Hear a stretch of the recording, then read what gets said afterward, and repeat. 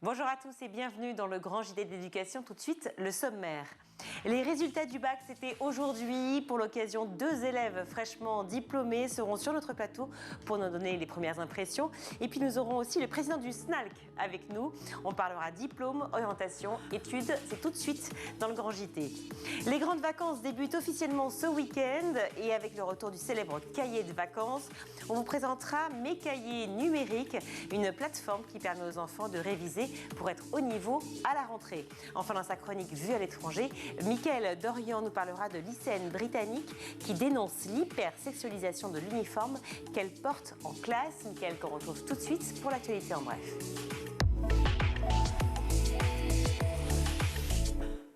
Bonjour Mickaël. Bonjour Virginie. Allez, on commence avec les résultats du bac enfin dévoilés, c'était ce matin.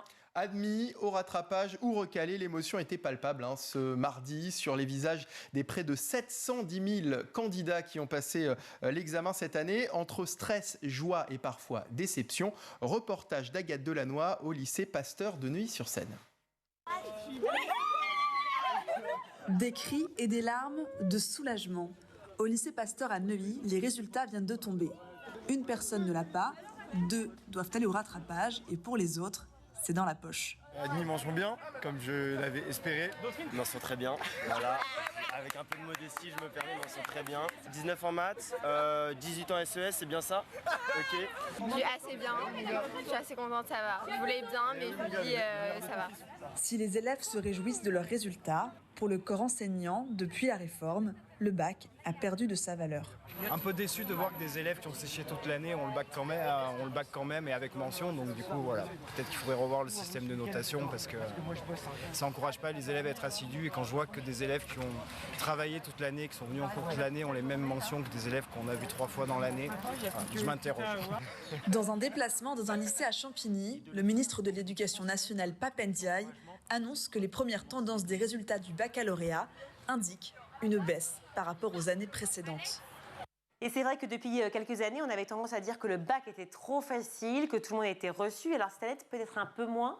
Oui, à en croire le ministre de l'Éducation nationale, Pape Ndiaye, qui a déclaré concernant cette baisse du taux de réussite du bac, ça déjoue ceux qui disent que le contrôle continu allait donner des résultats extraordinaires. Le nouveau bac reste un examen important. Vous nous parlez de sa nomination hier, l'arrivée de Carole Grandjean au gouvernement fait grincer des dents. Alors ce n'est pas tant elle qui dérange, c'est plutôt son poste, ministre délégué chargé de l'enseignement et de la formation professionnelle, un portefeuille qui pour la première fois n'est pas exclusivement sous la tutelle et sous la responsabilité de l'éducation nationale. Il est aussi rattaché au ministère du Travail et c'est précisément ce qui pose problème à Sigrid Girardin du syndicat de l'enseignement professionnel SNUEP-FSU, interrogée chez nos confrères de France Info. Pour elle, la ligne rouge est franchie. Nous craignons fortement une forme d'instrumentalisation des parcours scolaires de nos élèves uniquement vers des formations dans des secteurs où il y a des pénuries d'emplois. Pour nous, ce n'est pas acceptable. Les jeunes doivent pouvoir aller vers des métiers qu'ils demandent.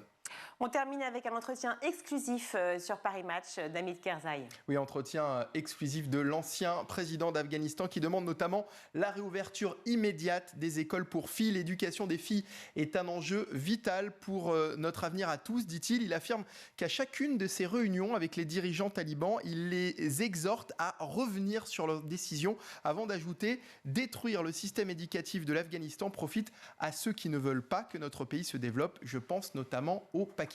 Fin de citation. Merci Mickaël. Alors les résultats du bac, c'était aujourd'hui justement, on était inquiets, on a été fous de joie, bref, il y a eu toutes les émotions ce matin. On en parle tout de suite avec 2 étudiants ainsi que le président du SNALC en plateau.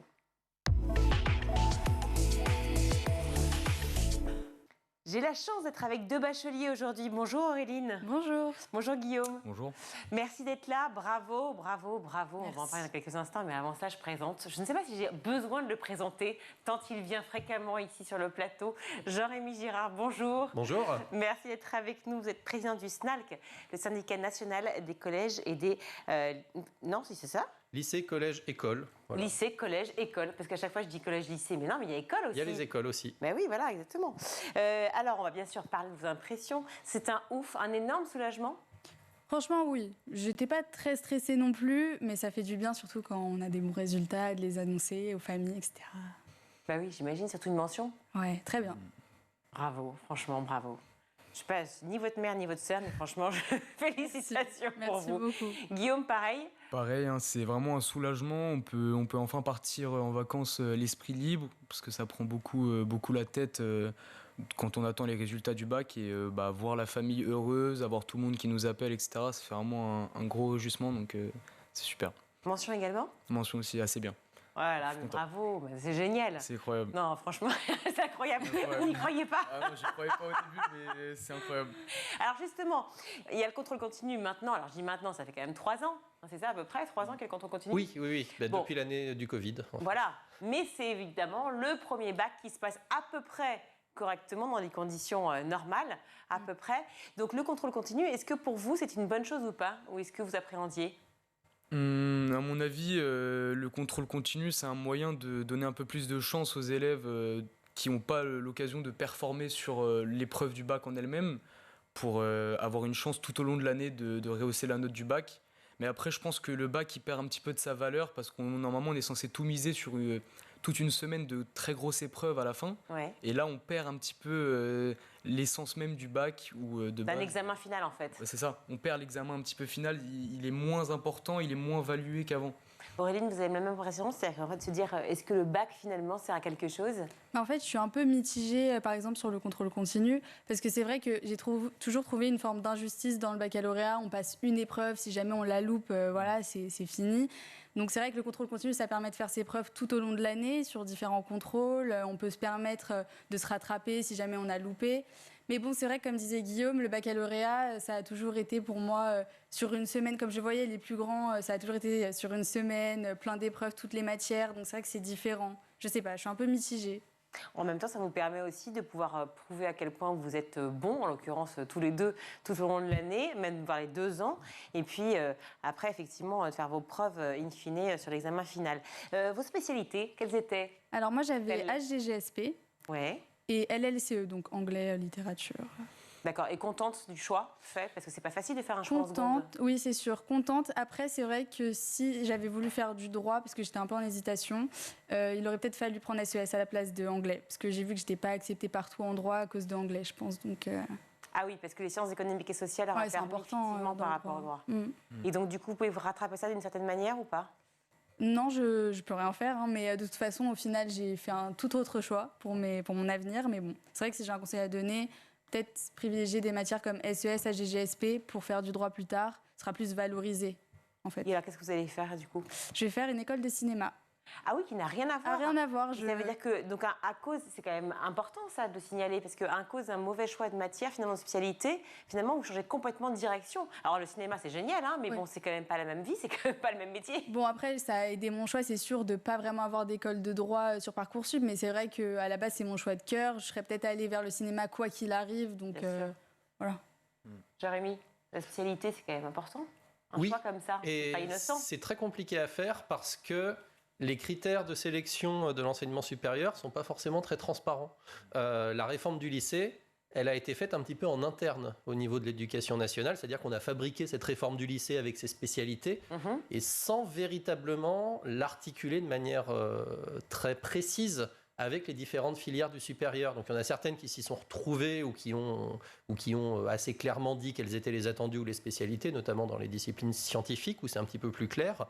Mais pour tout ce qui est sciences humaines, sciences sociales, etc., c'est un peu flou. Et nous-mêmes, en tant qu'enseignants, on a parfois du mal à dire aux élèves quelle est la meilleure stratégie, entre guillemets, s'il faut faire ce qu'ils aiment, mais avec le risque quand même, en faisant ce qu'on aime, de peut-être se fermer des portes sans vraiment le savoir. Donc ça veut dire, par exemple, prendre les filières les plus classiques et leur dire, voilà, en l'occurrence pour le droit, allez plutôt penser aux sciences économiques et sociales, aux langues effectivement à privilégier et aux maths, quoi qu'il arrive.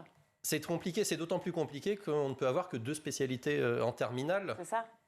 Avec éventuellement des mathématiques complémentaires en plus, mais c'est quand même très très restreint. Il ne s'agit pas de dire que l'ancien système avec S, ES et L dans la voie générale était forcément parfait, il ne l'était pas, très clairement. Mais là, on est quand même on demande quand même aux élèves de faire un premier choix en fin de seconde, choisir 3 spécialités, et un deuxième, on leur demande d'en abandonner une, ce que nous, au SNAL, qu'on trouve quand même problématique, très clairement. Et il nous semble qu'on risque un peu de limiter les possibilités comme ça. On pense que, notamment chez les familles les plus défavorisées, hein, ce sont elles qui font les choix, j'allais dire, les plus étonnants ou les plus... Pourquoi ? On a des études là-dessus du ministère lui-même qui montrent que globalement, la tendance est que plus la famille est favorisée, plus elle a tendance à recréer les anciennes filières, et notamment à faire le célèbre maths physique SVT. Et plus les familles sont défavorisées, et plus elles ont tendance à assembler des choses qui paraissent pas forcément aller de soi, comme sciences de la vie et de la terre et sciences économiques et sociales, sans trop savoir forcément vers quoi ça débouche après. Alors, Pasteur à Neuilly, effectivement, Neuilly-Tierson, ce n'est pas une ville, a priori, d'enfants défavorisés. Mais est-ce que vous avez suivi justement ces filières classiques, Guillaume ? Moi, j'ai eu mathématiques, physique et SVT en première. Et j'ai abandonné la SVT ensuite. Et oui, c'est un choix qui se fait naturellement. Pour moi, j'ai pris ces matières-là parce que c'est ce qui me plaisait au final. Mais je me suis très rapidement rendu compte que ce n'était pas ça qui allait forcément m'intéresser plus tard. Qu'est-ce qui vous intéresse, vous ? Vous êtes par exemple Parcoursup, qu'est-ce que vous avez proposé comme... J'ai demandé des facs et des licences en économie et gestion, donc par exemple à Assas, Nanterre ou Descartes et la Sorbonne. Mais malheureusement, je suis en liste d'attente partout. Mais alors, attendez, excusez-moi, mais pour faire un parcours en économie-gestion, pourquoi naturellement vous n'avez pas pris la spécialité SES ? Parce que justement, quand j'étais en seconde et que j'ai dû choisir mes spécialités, je me rendais pas compte déjà tout d'abord de... quelles spécialités étaient les plus recommandées pour aller en fac d'éco-gestion, et surtout... De vos envies réelles, en fait, peut-être. Oui, voilà. Ce qui me plaisait et ce qui me faisait vivre à l'école, c'était les mathématiques, la physique et la SVT, mais je me suis très rapidement rendu compte que c'était pas au final ce qui me plaisait le plus. Et donc là, j'aurais pu essayer de me réorienter, et c'est ce que j'essaye de faire cette année avec Parcoursup, du coup, même si ça fonctionne pas. Mais Alors, ça fonctionne pas, pourquoi ? Parce que alors, vous avez fait donc un choix, vous avez proposé combien de... J'en ai proposé 6 vœux. 6 vœux, d'accord. Et dans les 6 vœux que vous avez donnés, combien ont été acceptés ou non ? 1 refusé et 5 en liste d'attente. D'accord. Donc là, vous avez votre bac, vous avez une mention, et vous ne savez pas ce qui se passe demain. Je sais pas. Quels sont les recours ? Qu'est-ce qui se passe ? Que font les étudiants dans ces cas-là ? Si à la fin, aucun des vœux n'est accepté, il y a une procédure complémentaire qui a lieu donc, relativement tard, au niveau plutôt de la fin des vacances, là-dessus, et qui va essayer de proposer des places qui restent vacantes aux élèves qui n'ont rien obtenu, en essayant de se rapprocher le plus possible de ce qu'ils ont demandé, mais sans aucune garantie. C'est pour ça, et sans du tout remettre en cause les choix que vous avez pu faire, nous, les conseils qu'on a plutôt tendance à donner, c'est de faire le maximum de vœux. 6 en vrai, c'est très très peu. Mieux vaut faire des vœux qui sont peut-être pas idéaux, j'allais dire, que de se retrouver à la fin avec quelque chose qui n'a peut-être rien à voir. Mais là, c'est un non-sens complet. C'est-à-dire qu'on est étudiant, on se dit, on doit choisir la vie, donc le métier que l'on a envie de faire plus tard, et on se dit, on va faire des vœux, mais en fait, des non-vœux. C'est absurde. Pas forcément comment on peut dire à un bachelier ou même à un étudiant de seconde ou de première, tu vas faire des vœux, tu vas aller vers une voie que tu n'aimes pas trop, mais au moins, tu es sûr d'être pris. Alors, sans aller tu vas te marier avec ce mec-là, mais pas top. Non, mais je comprends très bien le problème. Le problème aussi, c'est que les capacités d'accueil dans les établissements du supérieur ne sont pas illimitées. Donc, à un moment, il y a des phénomènes, ça existait avant Parcoursup, ce dont je vous parle. Il y a des phénomènes, effectivement, j'allais dire de loi d'offre et de la demande, qui font que certaines filières sont très demandées, alors que les capacités d'accueil ne permettent pas de prendre tout le monde. Mais est-ce qu'il y a des écoles qui ne sont pas recensées sur Parcoursup ? Alors, ça existe. Il y a effectivement un certain nombre d'établissements qui échappent, entre guillemets, à Parcoursup, plutôt des établissements privés, d'ailleurs. Mais globalement, tout ce qui est formations d'alternance, par exemple. Voilà, mais globalement, tout ce qui est public ou simili-public, j'allais dire, est sur Parcoursup. Les derniers à y être entrés, justement, c'est Sciences Po, qui n'y étaient pas au départ, mais qui ont quand même fini par rejoindre la plateforme Parcoursup. De votre côté, Auréline, alors, les vœux proposés, énoncés plutôt ? Alors, moi, j'ai fait tous mes vœux, donc c'est-à-dire les 10 vœux ainsi que des sous-vœux. Donc, j'ai mis une prépa lettres, Hippocane, et j'en ai mis plusieurs. J'ai été acceptée dans plusieurs prépa lettres, étant donné que j'ai pris anglais, littérature en spécialité. Mais c'est vrai que moi, mon école de cinéma, elle est privée, donc elle n'est pas du tout sur Parcoursup. Il n'y a qu'une seule école de cinéma qui est sur Parcoursup, je crois, c'est l'ESRA. D'accord. Et les frais d'inscription, ils sont payants aussi, mais c'est vrai que j'ai préféré faire ça dans une école privée hors Parcoursup pour m'assurer ma place, faire ça à part, parce que c'est vrai que Parcoursup, ça peut paraître un peu compliqué aussi. Donc oui, non, moi je me suis écartée de Parcoursup du coup. Paraît compliqué, pourquoi alors, selon vous? Parce que, par exemple, il y a plein de gens qui sont acceptés, mais qui vont pas, qui veulent pas aller dans l'école où ils ont été acceptés, sauf qu'ils vont pas refuser leurs vœux, donc on va attendre longtemps avant d'avoir la réponse. Enfin, c'est un peu confus, je dirais. C'est chacun est tout seul face à Parcoursup, quoi. On n'a pas de... Est-ce que vous connaissez le CAES? Pas du tout. Du tout. Commission d'accès à l'enseignement supérieur. J'ai appris l'existence de cette entité. Est-ce que vous pouvez m'en dire plus? Parce qu'apparemment, aucun étudiant ne sait que ça existe. Or, cette commission permet de venir en aide justement aux étudiants qui ont des problèmes avec Parcoursup. Oui, enfin, de toute façon, sur la plateforme Parcoursup, normalement, vous avez accessible un certain nombre de choses qui vous permettent de demander, alors en amont de demander de l'information et ensuite de répondre à vos questions. Vous pouvez même contacter Parcoursup sur Twitter.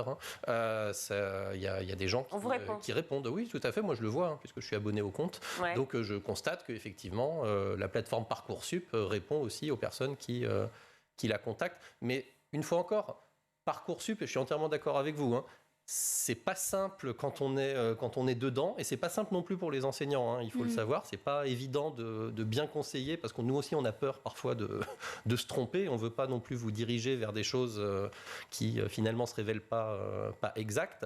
Et l'autre point, c'est que c'est très lent.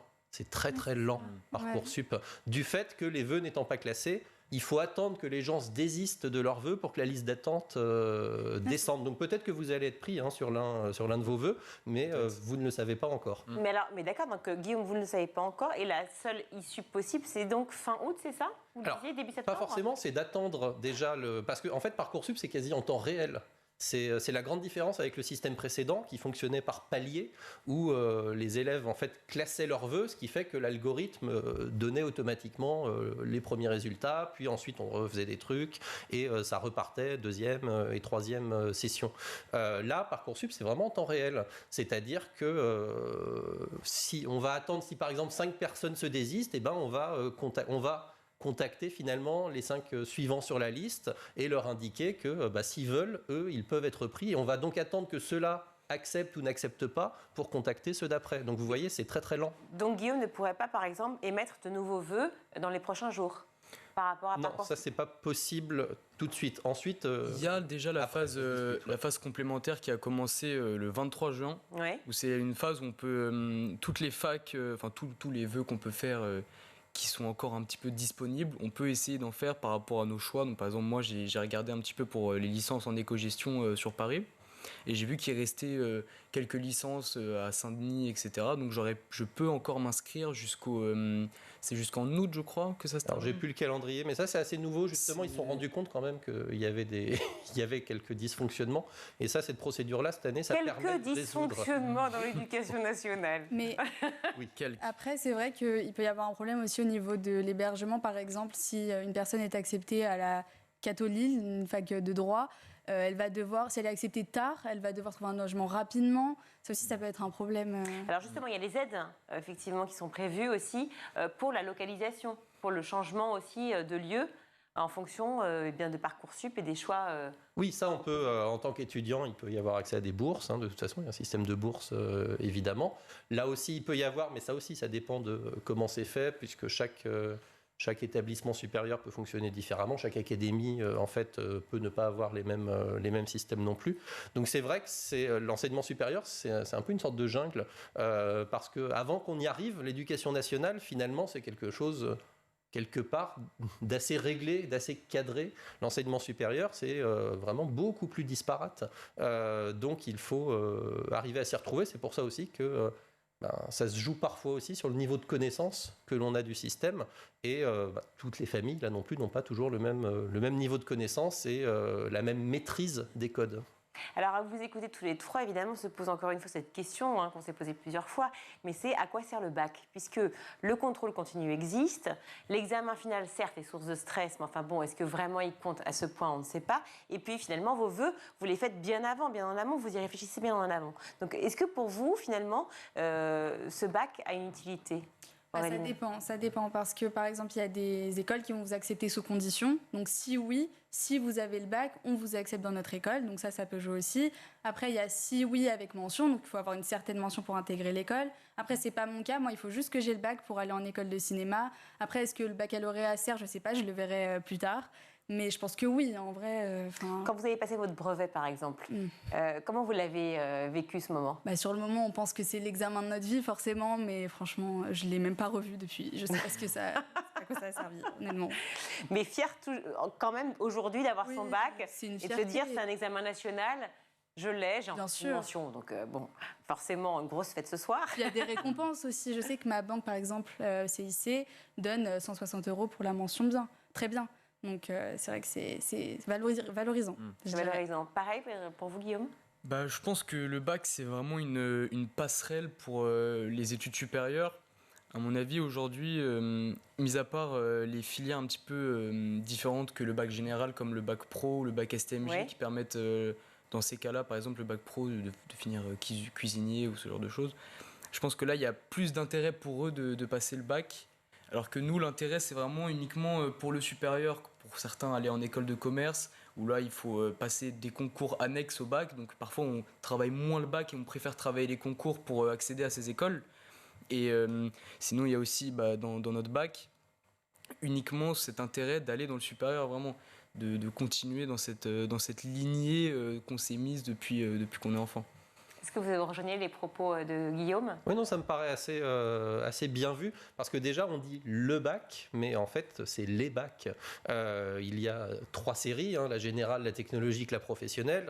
Dans la professionnelle, il doit avoir à peu près 70 bacs différents. Ouais. Et effectivement, avoir un bac général, c'est pas du tout la même chose qu'avoir un bac professionnel dans le secteur industriel, où là, dans certains cas, vous allez pouvoir arriver directement sur le marché du travail. Aujourd'hui, avec un bac général, on n'arrive pas sur le marché du travail, ou alors c'est qu'on s'est raté quelque part, parce que ça marche pas. Il n'y a pas de métier niveau bac général. Non, donc, en revanche, il y a des métiers qui exigent quand même d'avoir le bac. En fait, oui, il n'y a pas de niveau, si vous allez de toute façon, oui, le bac, c'est une barrière de péage.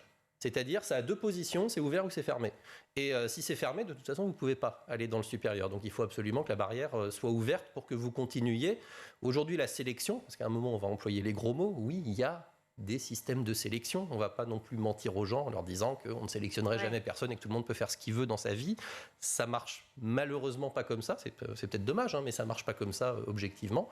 La sélection se fait plus tard. Aujourd'hui, la sélection, elle se fait en licence, et même de plus en plus maintenant elle se fait en fait en master, la sélection sur les bacs généraux.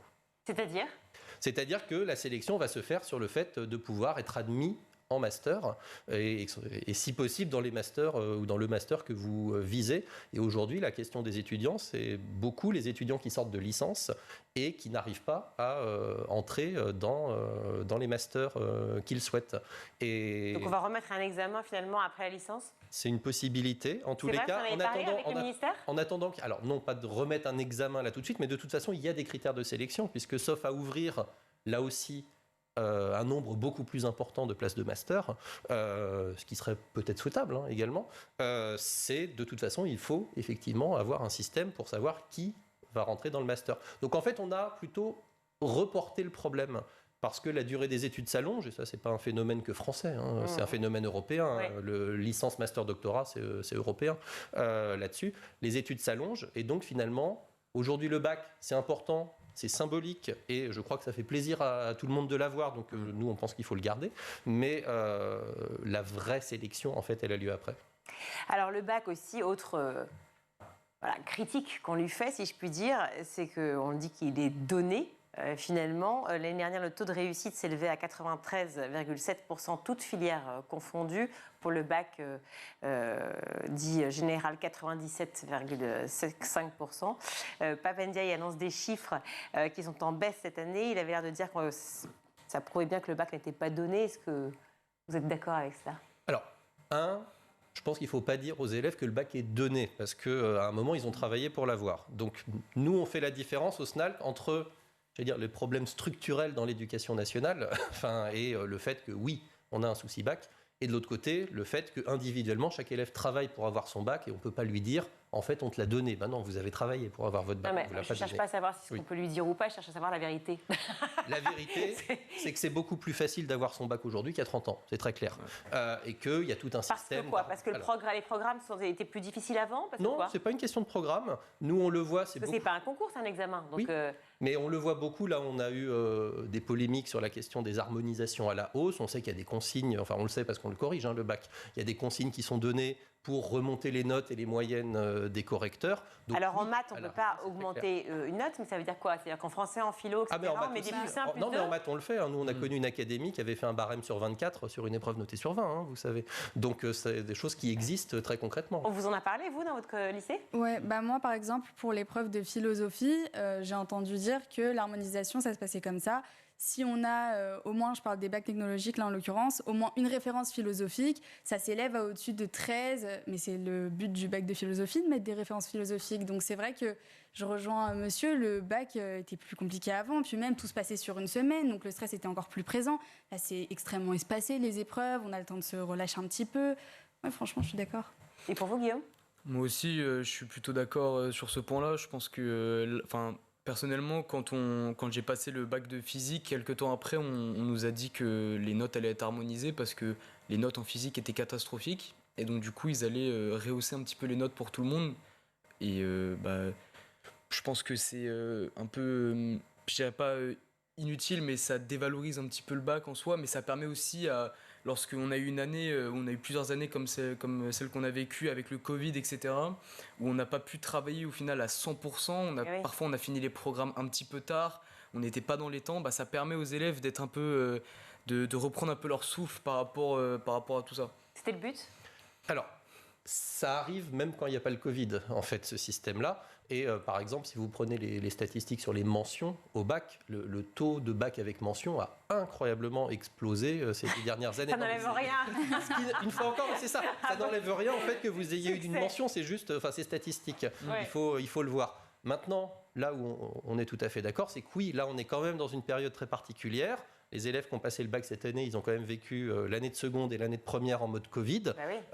Il ne s'agit pas que ce soit eux qui payent les pots cassés non plus de cela. Donc, ça paraît normal, j'allais dire que le taux de réussite au bac de cette année soit probablement, j'imagine, comparable à celui qu'il a été il y a 3 ou 4 ans, ce sera probablement ça. Dernière question, Jérémy Gérard le sait très bien, vous, je ne sais pas si vous avez suivi, mais on a malheureusement un succès en maths assez médiocre en France. C'était les taux PISA qui nous ont donné. Il y a très peu d'étudiants qui prennent la voie finalement des maths plus tard. Et donc on se dit, est-ce qu'il y en aura suffisamment d'ingénieurs plus tard ? Est-ce qu'au sein de votre lycée, par exemple, on est venu vous en parler, on vous a dit... privilégier la filière maths, il nous faut des matheux plus tard dans les études secondaires et après ? Pas du tout, on nous en a jamais parlé. Après, venant de Pasteur, on est quand même un lycée qui est considéré comme assez bon et scientifique. Oui. Donc naturellement, beaucoup de personnes ont pris mathématiques. On avait environ 3 classes de terminale qui étaient composées uniquement de mathématiques. Et sur donc, combien de classes ? Sur 7. Parce qu'après, il y en a beaucoup qui veulent intégrer la prépa maths à Pasteur, en fait. Parce que c'est une des meilleures prépas, donc c'est pour ça, en fait. Mais sur un lycée, quand même, qui est considéré comme une des meilleures prépas en maths, il n'y a que 3 classes pleines d'élèves, futurs mathématiciens, ingénieurs, ou en tout cas qui ont pris la spécialité maths. C'est quand même étonnant. Ça, avec la réforme du lycée, effectivement, le nombre d'heures de maths global a diminué. Avant, il y avait la moitié des élèves qui allaient en S et un tiers qui allaient en ES, et où il y avait aussi beaucoup de mathématiques. Donc, effectivement... on a moins de mathématiques, c'est pour ça qu'il y a eu tout ce débat sur est-ce qu'il faut remettre des mathématiques en première, sous quelle forme, voilà, d'ailleurs c'est pas fini cette histoire-là. Ce que l'on constate par rapport à ce que vous avez dit, c'est que oui, on a des manques, et on n'a pas des manques que chez les ingénieurs, puisqu'on l'a vu sur les résultats du concours, s'il y a bien une discipline parmi d'autres qui a du mal à recruter des enseignants, c'est les mathématiques. On a du mal aujourd'hui à recruter des professeurs de mathématiques. On a du mal à recruter des AESH, des professeurs de mathématiques, des professeurs de techno, des professeurs de tout, de manière générale. Là, on a 25% des postes qui n'ont pas été pourvus, oui. Exactement. Donc, oui, c'est quand même terrifiant pour la rentrée qui est dans 2 mois quand même. Tout à fait. Oui, merci beaucoup d'avoir été avec nous, Auréline et Guillaume. Bonne fête ce soir. Merci beaucoup. Attention, ne bois pas trop et on ne conduit pas en buvant.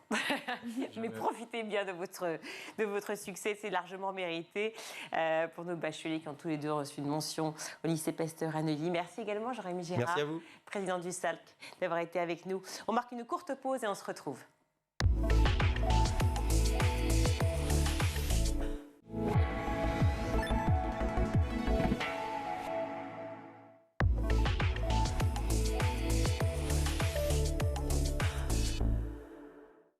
De retour dans le Grand JT, je suis ravie d'accueillir Emmanuel Guimberteau. Bonjour. Bonjour Virginie. Merci d'être avec nous. Vous êtes le directeur de Mes Cahiers numériques. Il s'agit donc de cahiers de vacances numériques, c'est bien cela ? Exactement, des cahiers un petit peu différents de ce qu'on a l'habitude de rencontrer à travers les cahiers papier. Beaucoup de choses nouvelles et très encourageantes pour les enfants. Un format qui est vraiment nouveau. Alors justement, un format nouveau parce qu'en fait, il s'agit d'une plateforme sur laquelle il y a 2 applications. Exactement. Racontez-moi. Alors il y a mescahiers-de-vacances.com qui, comme leur nom l'indique, permettent de réviser pendant les grandes vacances, du 1er juillet, donc là c'est parti depuis quelques jours, jusqu'au 12 septembre. Et là on révise la classe qu'on vient de quitter. C'est ça. CP, CE1, CE2, là, c'est pour CM2. pouvoir, justement, on se dit qu'on a à peu près les bases et qu'on n'oublie pas trop pendant les vacances pour pouvoir réattaquer l'année de manière sereine. C'est ça, parce que notre cerveau a comme petit défaut d'oublier un certain nombre de choses, et c'est valable aussi pour les enfants. Donc, il faut réactiver ses connaissances. Et puis, il faut bien savoir que les grandes vacances, c'est une période assez longue, et donc qui, pour certaines familles défavorisées, peuvent être une période discriminante, parce que évidemment s'il n'y a pas du tout de révision, ou en tout cas on ne se remet pas un petit peu le pied à l'étrier à un moment donné, on se retrouve en difficulté à la rentrée. Moi en tant qu'enseignant, je l'ai rencontré. Famille défavorisée ou pas, parce que même famille favorisée aussi, les enfants ne peuvent ne pas être du tout devant un livre ou quoi que ce soit pendant 2 mois, et donc complètement déconnectés de la réalité. Tout à fait. Du coup, c'est vrai que ces cahiers de vacances donc, permettent effectivement de manière donc sur les ordinateurs, c'est ça, accès sur PC ou sur tablette, pas sur téléphone portable, parce que c'est vraiment trop petit, qu'il y a pas mal notamment de documents qui nécessitent un écran relativement grand. Et donc à travers cette application, on révise mathématiques, français, histoire, géographie et anglais. De la classe qu'on vient de quitter, j'insiste là-dessus. Ce sont les 4 matières en gros assez essentielles. Voilà, 5 matières essentielles. On pourrait en ajouter d'autres, mais en tout cas, c'est des matières qui sont souvent les plus attendues, qui correspondent, surtout pour les mathématiques et le français, aux savoirs fondamentaux. Bien sûr. Savoirs fondamentaux, vous vous êtes rendu compte, vous, de votre côté, que c'était quand même dramatique. Beaucoup d'étudiants arrivaient par exemple en 6e sans savoir lire, écrire et compter normalement. Alors oui, j'emploierais pas le mot dramatique. Vous êtes le seul. Certainement. Non, mais moi j'étais enseignant, donc je me ferais du mal en disant ça en même temps. Qu'est-ce que vous avez enseigné ? J'étais en primaire. J'étais enseignant et directeur d'école pendant très longtemps. Où ça ? Alors à Versailles, dans l'académie de Versailles, dans la ville de Versailles pendant très longtemps. J'ai vu, certes, un certain nombre d'enfants qui se retrouvaient en difficulté avec la lecture, comme vous venez de le dire, des niveaux qui ont baissé dans certaines matières, mais il ne faut jamais oublier qu'un enfant aujourd'hui fait des choses qu'un enfant ne savait pas faire il y a 20 ans. Voilà, donc il faut rester positif par rapport à ça. C'est justement l'attrait vers le numérique qui permet ça ? On a parlé de l'anglais, par exemple. L'anglais, moi, quand j'ai commencé ma carrière, il y a 20 ans, enfin 22 ans, je ne faisais pas d'anglais dans les écoles. C'est venu petit à petit. Mais en fait, c'est plus de latin. Ah, pas en école primaire. Non. Ça fait très longtemps. Vous êtes presque vexante. Ça fait très longtemps pour moi. J'ai jamais connu le latin. Mais en tout cas, c'est vrai qu'on mettait le paquet davantage sur l'orthographe, par exemple. Et c'est vrai, là, il faut le reconnaître que ça a baissé. Donc, d'ailleurs, justement, par rapport à notre application, on porte une attention particulière par rapport à l'apprentissage du français et notamment de la conjugaison, de la grammaire et de l'orthographe, pour renforcer ces savoirs qui sont un petit peu mis à rude épreuve. Alors justement, les savoirs fondamentaux mis à rude épreuve, et donc une autre application qui permet justement, pour le coup, peut-être non pas de faire des cahiers de vacances, mais de revoir ces fameux fondamentaux pendant toute l'année. C'est ça. Donc là, c'est mescahiers-de-révision.com. Donc le nom parle de lui-même. C'est accessible à partir du 13 septembre jusqu'au 30 juin, donc pratiquement pendant 10 mois. On peut réviser les mêmes matières, mais de manière plus intense, plus approfondie, c'est bien normal. Là, on révise la classe dans laquelle on se trouve, c'est-à-dire en parallèle de ce qui est fait en classe. On a plus d'exercices et on a surtout beaucoup d'outils, on appelle ça la boîte à outils, pour pouvoir apporter des référentiels à l'enfant, pour pouvoir être en autonomie le plus possible et d'être accompagné. Car le défaut que l'on a souvent dans les cahiers de vacances et les cahiers de révision, c'est le manque d'accompagnement. Et tout le monde y perd. L'enfant, qui lâche prise assez rapidement, le parent, qui se dit quand même qu'il a acheté quelque chose qui n'est pas terminé et qui n'est pas très efficace. Donc on a tout intérêt à mettre le parent et l'enfant dans un environnement où ils se retrouvent en confiance et accompagnés. D'autant que moi qui suis parent et qui me pose la question, par exemple, pour mon fils qui rentre en 5e l'année prochaine, je n'ai pas très envie qu'il soit sur son ordinateur tout l'été et en même temps, je voudrais qu'il fasse des cahiers de vacances. Je me dis que le numérique est absolument génial pour ça. Donc, probablement que je pourrais aller chez vous sur mes cahiers numériques, mais est-ce que c'est bien comment on arrive à jauger justement le côté tu vas pas trop sur l'écran et en même temps tu vas pouvoir faire tes devoirs dessus? C'est quelque chose qu'on a eu à l'esprit dès le début. J'imagine. Depuis 2020, donc c'est la 3e saison des cahiers de vacances et des cahiers de révision. Et au départ, on s'est dit, on sait bien que le numérique, ça peut être très attirant et en même temps source d'inquiétude pour les parents. Donc, dans notre application, on a laissé la main aux parents pour pouvoir configurer l'application sur les horaires, sur le nombre de sessions travaillées, sur le nombre de jeux, parce qu'on a mis des jeux qui viennent en récompense. Et bien là, on a donné la possibilité aux parents, techniquement, de dire stop. Voilà, pour arrêter cette application. On ne veut pas avoir cette responsabilité, entre guillemets, d'avoir ajouté du numérique pour du numérique. Et l'autre point, c'est que surtout, c'est très pédagogique, donc on a un petit peu l'ambition de dire, oui, on apporte du numérique, mais du numérique qui va sortir un petit peu de ce que font d'habitude les enfants, qui sont plutôt attirés par du jeu vidéo, ce qui n'est pas notre cas dans les applications. Quel est le juste milieu de temps à consacrer au travail pour les enfants pendant les vacances? Parce qu'on a vu hier, il y a des études qui indiquent que des enfants qui ont travaillé pendant l'été ont un meilleur niveau à la rentrée, mais à côté de ça, on dit aussi qu'il ne faut pas leur donner trop de contraintes, il ne faut pas les assommer, les vacances, ce n'est pas fait pour ça. Donc... Ouais. Nous, on a une philosophie qu'on a appliquée dans le développement de notre application, c'est une session égale environ 30 minutes. 30 sessions à répartir comme on veut pendant les grandes vacances. Ah, ça suffit? Ah oui. Non mais dites pas ça, moi j'ai dit à mon fils, il faut qu'il travaille beaucoup plus. Mais c'est pas mal 30 minutes par jour pendant les vacances. Non, pas par jour, 30 sessions. 30 sessions. 30 sessions de 30 minutes. Attention calcul, attention Mickaël Dorian. Oui, donc, ça fait 30 minutes tous les 2 jours. C'est une estimation, attention. Hein. Vous voyez, le savoir fondamental, on n'y est pas. On n'y est pas. Oui, on va faire un petit règle de 3 mathématiques. 30 minutes tous les 2 jours, c'est ça à peu près. Donc, environ, si on veut, on peut convertir comme ça. L'idée, c'est d'avoir à peu près 30 minutes d'exercice pour rester dans le caractère positif de la pédagogie. Parce que sinon, un enfant, s'il se sent submergé par le temps consacré aux exercices, on est sûr qu'il décroche, et là, on a perdu. Donc, 30 minutes. Exercice plus leçon? Alors, on a des exercices qui, évidemment, reprennent tout l'intérêt qu'on a dans le numérique, donc des exercices d'infofléchage, d'entourer, cliquer, déplacer, voyez, des images commentées que l'on peut légender, des vidéos, des documents audio. Donc là, c'est la spécificité de ces cahiers numériques qu'on ne retrouve pas dans le papier. Hein. J'insiste bien là-dessus parce que, vous voyez, le cahier du papier, là, ça attire beaucoup généralement les parents qui se disent super, j'ai connu ça, je le reproduis avec mon enfant, mais finalement... pas de vidéo, pas d'audio, pas d'accompagnement. Nous, on a des aides qui viennent aider l'enfant. Donc, on a toutes ces spécificités qui ressemblent finalement à du cours. Un enfant qui se trompe plus d'une fois reçoit une aide enregistrée. C'est comme si le professeur était derrière lui et lui disait « Attention, tu t'es trompé, peut-être que c'est à cause de ça. » Donc, refais cet exercice ou refait ce tirage, par exemple, numérique, si on parle de mathématiques, mais en tenant compte de ce que je viens de te dire. Ça, c'est une énorme différence. Il peut répéter plusieurs fois, par exemple, cette division qui est ratée. Il a 2 aides et il refait plusieurs fois un exercice. S'il se trompe à un exercice, il a une aide, il refait le même exercice, il a une 2e aide éventuellement, il refait le même exercice et après on s'arrête, parce que sinon c'est contre-productif. Mais voilà, il y a tout un processus qui fait que l'enfant n'est pas tout seul. J'insiste encore là-dessus, mais le cahier papier, c'est la réponse, la correction. Ou les parents si un enfant les parents, mais tout le monde n'est pas capable. Il y a des parents pour qui c'est difficile. Si je faisais un petit test sur les fractions, sur les nombres décimaux, bon, c'est loin pour tout le monde. Donc nous, on a permis à l'enfant d'avoir cette aide. Et on a même l'aide pour le parent. Le parent, il a un espace qui lui est dédié. Il peut suivre la progression de son enfant. Et dans cet espace, il voit ce qu'a réussi l'enfant, ce qu'il n'a pas réussi. Et lorsqu'il n'a pas réussi, il a la possibilité d'avoir, lui, une aide pour aider son enfant. C'est-à-dire comme s'il se retrouvait, il y avait un transfert de compétences, il devient l'enseignant, et puis on lui dit, tiens, voilà comment vous pouvez aider votre enfant à réussir. Parce que c'est le but. Les cahiers de vacances, quel est le prix, par exemple? Alors, le cahier de vacances, c'est 19,90 pour 2 mois et demi, du 1er juillet au 12 septembre. D'accord. Cahier de révision, là, pour le coup, on passe à la 2e appli. Là, je me retrouve en septembre, par exemple, avec un enfant qui rentre donc en 5e, pour toute l'année. Excusez-nous, c'est en primaire, nous. Hein. C'est Ah oui, CP pardon, ou c'est CM2. primaire. Ah, excusez-moi, oui, pardon.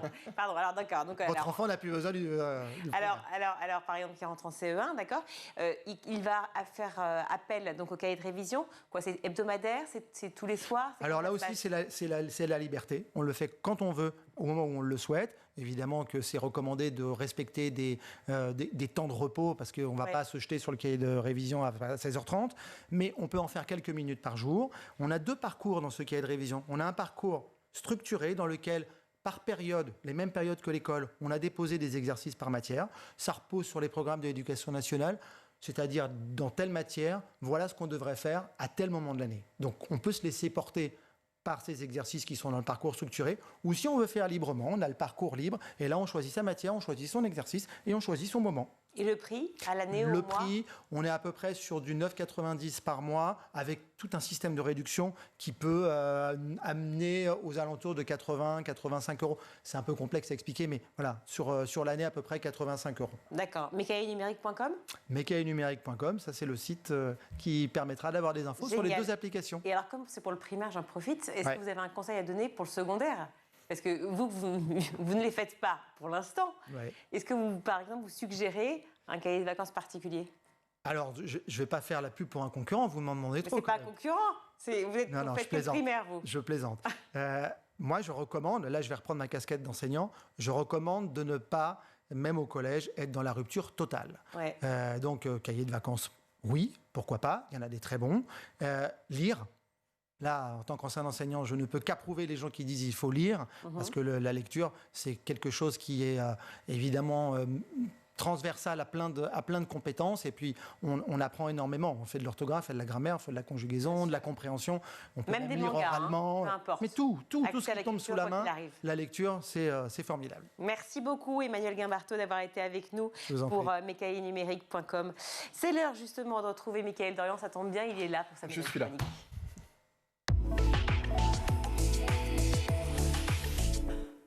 Mickaël, vous allez nous parler d'un sujet qui secoue un emblème de la culture anglaise. Il s'agit de l'uniforme scolaire. Une tradition en Angleterre vieille de plusieurs siècles. Si l'uniforme scolaire en Occident date du Moyen-Âge, l'uniforme tel qu'on le connaît est apparu au XVIe siècle en Angleterre. Et non, l'uniforme anglais n'est pas né dans les écoles UP. À l'origine, les uniformes étaient d'abord imposés dans les écoles de charité, ces institutions éducatives fondées par les paroisses afin d'accueillir et instruire les orphelins et les enfants les plus démunis. Les enfants portaient généralement un long manteau bleu marine. Aujourd'hui, l'uniforme scolaire fait partie intégrante de l'identité culturelle britannique. Il est perçu comme représentant d'une certaine égalité. Selon une étude, il exercerait aussi une influence sur le comportement des jeunes et la réussite scolaire, puisqu'il crée un sentiment d'appartenance à un groupe et d'affiliation à une institution. À noter d'ailleurs que chaque établissement est libre de l'imposer ou pas à ses élèves. Il n'existe en réalité aucune loi à ce sujet, mais il est fortement recommandé par le gouvernement qui estime qu'il contribue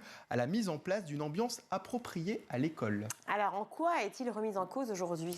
Il est remis en cause indirectement, Virginie, par un groupe de lycéennes qui dénoncent l'hypersexualisation de leur uniforme qui est commercialisé comme accessoire sexuel et qui apparaît sur des vidéos et sites pornographiques. D'ailleurs, si vous tapez et c'est malheureux, Schoolgirl uniforme sur Google, vous pouvez faire le test, vous arriverez d'abord sur... On va pas leur donner envie quand même d'aller voir ça. Non mais voilà, mais c'est pour vous dire voilà, que vous allez tomber surtout sur des sites qui vendent des tenues sexy d'écolières pour adultes et vous allez un peu plus loin tomber sur des sites de charme. Une situation insupportable pour ces jeunes militantes et pour cause, une étude de l'association Plan International UK a dernièrement indiqué en Angleterre une jeune fille sur 3 avait déjà vécu une situation de harcèlement sexuel en public alors qu'elle portait son uniforme scolaire. Ça veut dire des regards insistants, des sifflements, voire des attouchements dans la rue. Certaines affirment même avoir été suivies jusqu'à chez elles, filmées ou prises en photo. Et pire, 1 sur 8 avait 12 ans la première fois que ça leur est arrivé.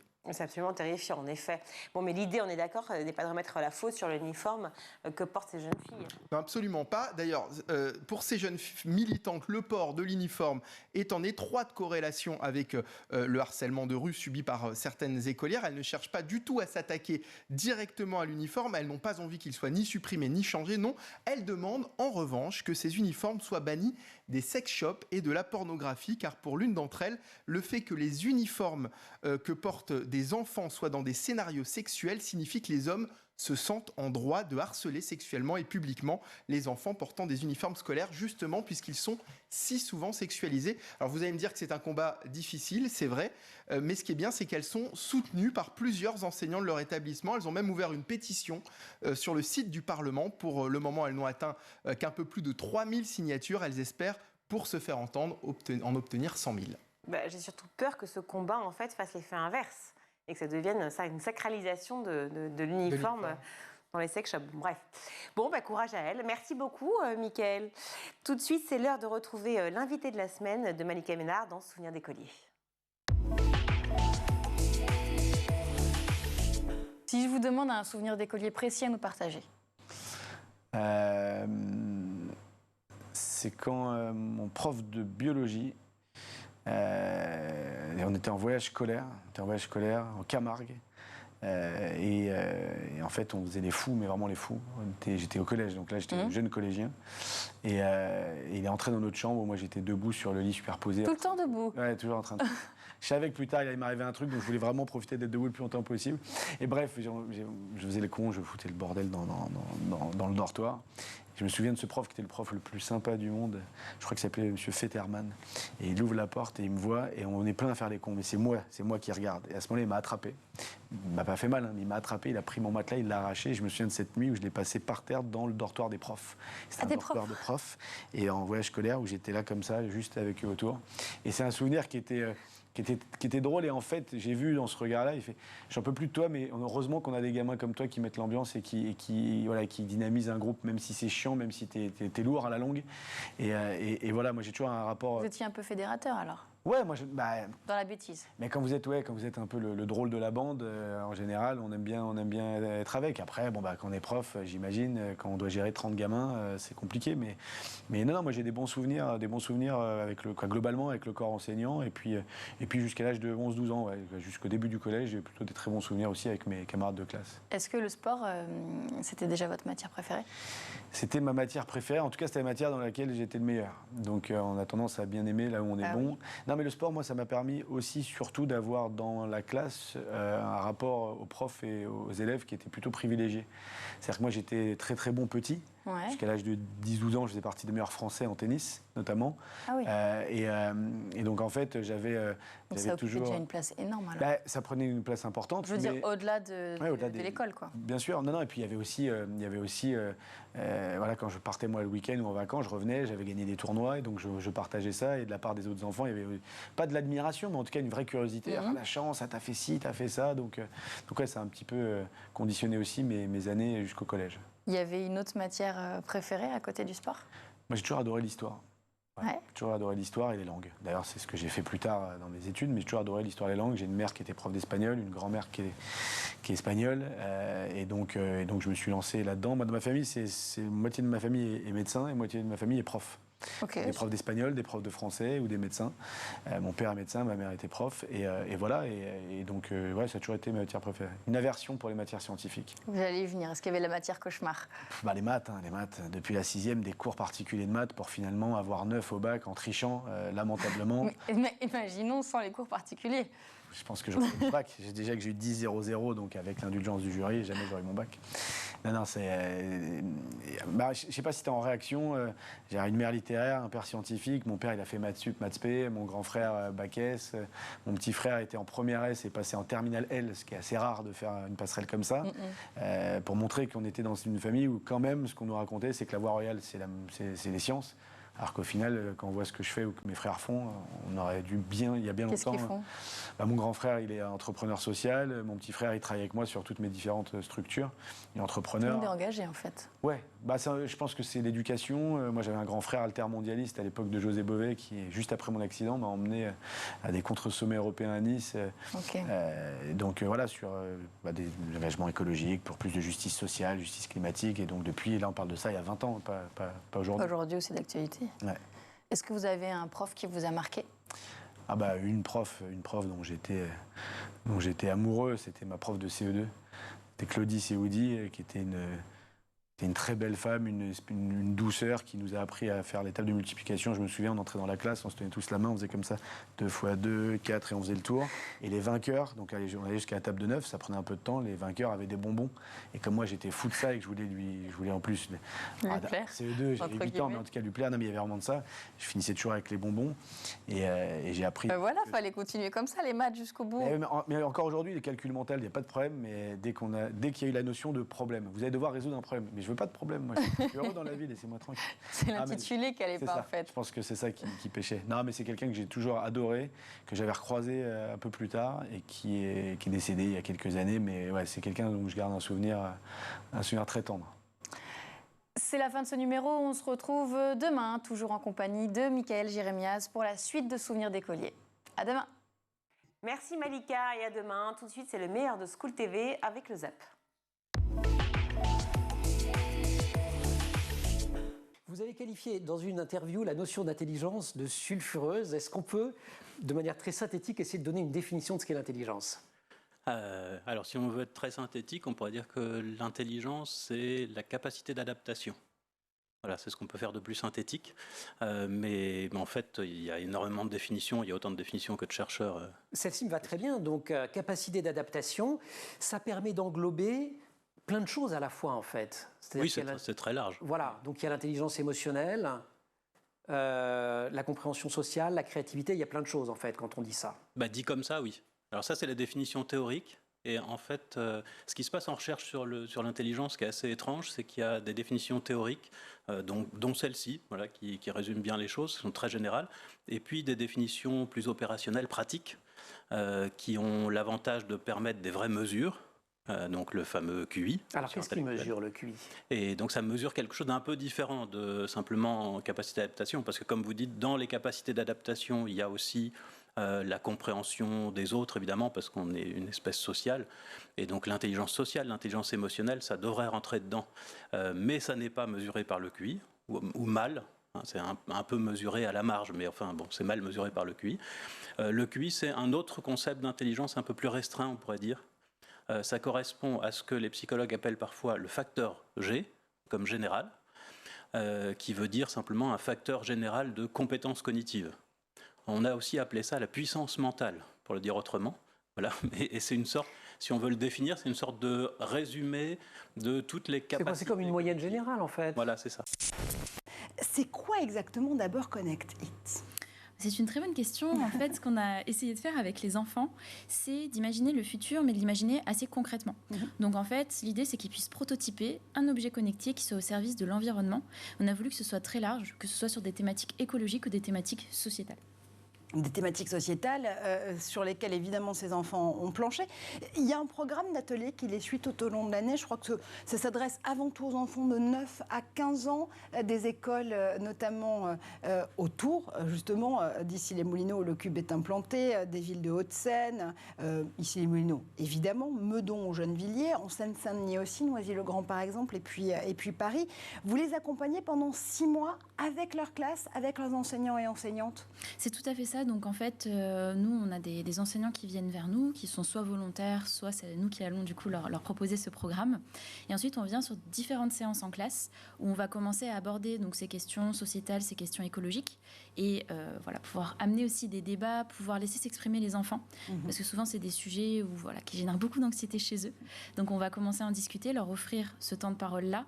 Et surtout, se mettre directement dans un mode solution. Donc, en fait, qu'est-ce qu'on peut faire ? Comment on peut faire pour sortir un petit peu de l'immobilisme que peut créer l'anxiété ? Et donc, juste après, on va passer plutôt sur la partie technique. Donc, où là, on va les faire imaginer un petit peu cet objet connecté et avoir une première initiation à la programmation avec la carte Microbyte. Donc, l'intérêt, c'est qu'on sort un petit peu des écrans. On est vraiment sur une carte qui programme un objet. Donc, ça permet pour eux aussi de rendre ça un petit peu plus concret, surtout quand on s'adresse aux plus petits, qui, eux, ont moins cette différenciation entre abstrait et concret. On remet un petit peu de réel dans le virtuel. Pour tout ce qui est de première main, à l'économie, le business model a changé depuis de nombreuses années maintenant. Je ne vais pas signer les grandes enseignes, on les connaît tous, elles sont partout dans le monde. Maintenant, on retrouve les mêmes à Paris, à Londres, ou je ne sais où, ou même à Dubaï, ou même au fin fond de l'Afrique peut-être. des gens achètent, consomment énormément de vêtements aujourd'hui. Même un simple t-shirt, on les achète par 5, 6, 7, 10. Ouais. Exactement. Et c'est ce phénomène de surconsommation, est-ce que vous pensez, et surtout en France, que vous allez pouvoir peut-être changer les mentalités, parce qu'on va parler dans un instant avec Irina des pays nordiques, où ils sont bien plus sensibles. Est-ce que vous commencez à sentir qu'il y a un changement en termes de mentalité ou pas forcément ? Moi, je dirais que oui, mais c'est mes convictions aussi. Mais Ouais. on voit aussi ces nouvelles générations qui sont de plus en plus impliquées, qui font de plus attention à ce qu'ils consomment, comme ils consomment. Et nous, on le voit sur le jeu et jouet. Les parents sont de plus en plus sensibles à des produits éco-responsables. Donc, on le disait tout à l'heure, c'est pas forcément aller chercher de la seconde main dans un premier temps, mais c'est des produits qui sont quand même plus qualitatifs, qui sont plutôt éco-responsables, qui sont fabriqués en France. Ouais. Et du coup, tout ça va générer un écosystème qui sera quand même plus sain, si je peux me permettre, de manière générale, pour la première main, pour la seconde main. Et on voit, moi, d'un point de vue personnel, j'ai l'impression que les générations changent et qu'on va dans le bon sens.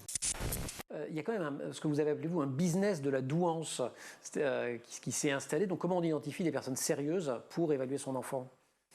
Alors ça, je ne saurais pas vous dire exactement comment choisir un bon psychologue.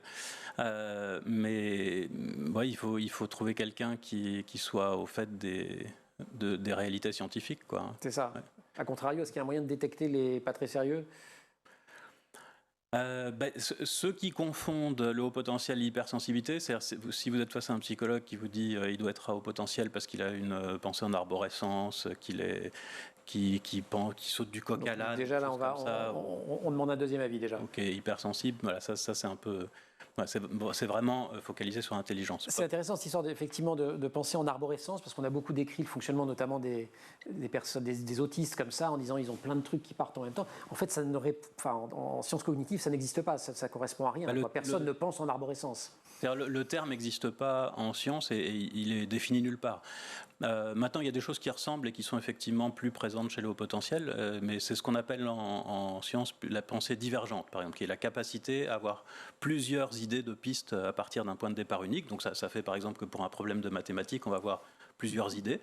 Ils ont de la chance, moi déjà quand j'en avais une, j'étais content.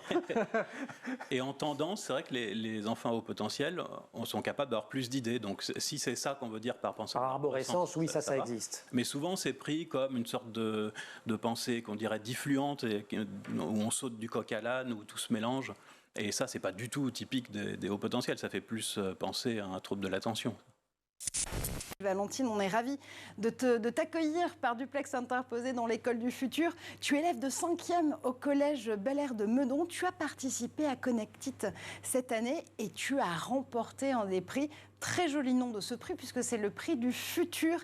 Quel est le projet que tu as présenté exactement ? Le projet que j'ai présenté est Blind, un casque pour malvoyants qui permet donc aux malvoyants de se repérer dans l'espace grâce à différents capteurs qu'on a utilisés avec la carte Microbytes. Est-ce que vous en avez marre d'entendre que le développement durable, c'est un truc de bobo ? Vous l'avez entendu justement au moment de monter votre entreprise, ça, et que le marché, c'était peut-être un marché un peu trop restreint ? Oui. Enfin, je dirais que simplement, quand j'ai dit que Je change était accessible à tous, c'est vraiment ce cliché que je voulais un petit peu casser en disant on ne vient pas que par l'écologie ou peu importe qui on vient pour une conviction et Je change est accessible à ça, des petits prix, des convictions écologiques, des convictions solidaires et du coup, c'est un projet global. Chacun s'y retrouve comme il a envie de se retrouver, mais simplement, il faut le démocratiser et c'est vraiment ça, moi, que j'ai voulu aller chercher. Sur la même ligne ? Oui, c'est ça. Je pense que pour les vêtements, c'est la même chose. On a des gens qui vont venir au système d'échange, en fait, pour des raisons économiques, purement économiques. Des gens qui vont venir pour des raisons de gestion de temps. Alors, la gestion des vêtements chez les enfants, c'est quand même très, très preneur de temps. Gestion d'espace, si vous avez des enfants, visiblement, vous savez de quoi on parle. Oui. La gestion d'espace, en fait, dans les grandes villes où on a quand même des espaces qui sont un peu plus réduits. Donc, garder les vêtements comme on le faisait autrefois, en fait, devient peut-être une notion un peu plus compliquée à... J'ai progressé même en pliage, je vous dis tout. J'ai optimisé le pliage, j'ai regardé des tutos. J'ai regardé les tutos. Voilà. Bon. Et du coup, il y a plusieurs manières, en fait, d'arriver à ça. Et je pense que la question écologique ou la question de préservation de l'environnement en fait partie, évidemment, mais pas que. Et voilà, je pense que la deuxième main se démocratise. Les gens sont moins gênés de dire qu'ils achètent en deuxième main, voire certaines catégories de population en fait, sont contentes d'affirmer qu'elles ne font que de la deuxième main en fait, pour leurs enfants, ou même pour elles-mêmes. Et voilà, et je pense que c'est pour ça en fait, qu'il y a un essor d'abord, de prise de conscience du consommateur en général en fait, sur la surconsommation, de recherche, de valorisation en fait, de ce qu'on a, de revente, avec tous les systèmes qui se sont mis en place et qui sont de plus en plus démocratisés aussi de revente. Et puis derrière, trouver pour chacun en fait, le système qui leur convient le mieux. Je voyais aussi des études, c'est que avoir un QI très élevé, bon, il y a ce potentiel, mais on peut se réaliser d'autres façons, c'est-à-dire que par du travail, des réseaux, de la motivation, de l'engagement, etc., on peut faire des choses absolument extraordinaires, même si on a un QI moins élevé. Ça ne garantit pas tout. Alors, oui, je crois qu'une des erreurs vraiment très fréquentes sur le HPI, c'est de considérer, alors pour dire la définition habituelle du haut potentiel intellectuel, c'est un QI supérieur à 130. Voilà. On est parmi les 2,3% les plus intelligents au sens du QI, donc qui a un sens particulier. Mais en fait, il ne se passe rien de spécial à 130. Il n'y a pas de mur du son, pour reprendre l'expression de Nathalie Claubert. C'est simplement un continuum. Et donc, on dit simplement, les gens qui ont des chances de réussir sont parmi les plus intelligents. Mais avec un QI de 125, on réussit aussi bien qu'avec un QI de 130 ou à peu près. Et il y a d'autres choses, évidemment, qui jouent beaucoup dans la possibilité de la réussite. Et donc, vous avez parlé de la motivation, ce que Joseph Renzulli appelle l'engagement dans la tâche, et ce que François Gagny appelle la niaque. Et c'est sûr que ça compte beaucoup. Quelqu'un qui a le travail, 120, qui travaille énormément. Oui, c'est ça. Il va aisément compenser les 10 points de QI qui lui manquent. Voilà. Et puis autre chose qui joue beaucoup, c'est la créativité aussi, qui n'est pas bien mesurée non plus par les tests de QI, mais qui joue beaucoup parce que la créativité, c'est l'originalité. Et être très efficace sans apporter quelque chose de nouveau, ça ne débouche pas sur du génie. Oui, on répète. Merci pour ce zap, c'est la fin de ce grand JT. Merci Mickaël, on se retrouve demain. Oui. Voilà, demain, même heure, 20h30 toujours, ainsi que toutes les rediffs. Canal 247 sur les Freebox, schooltv.com, les réseaux sociaux, LinkedIn, Instagram. Vous nous écrivez, on vous répond, c'est promis. Merci à toute l'équipe de School TV et à demain. Ciao.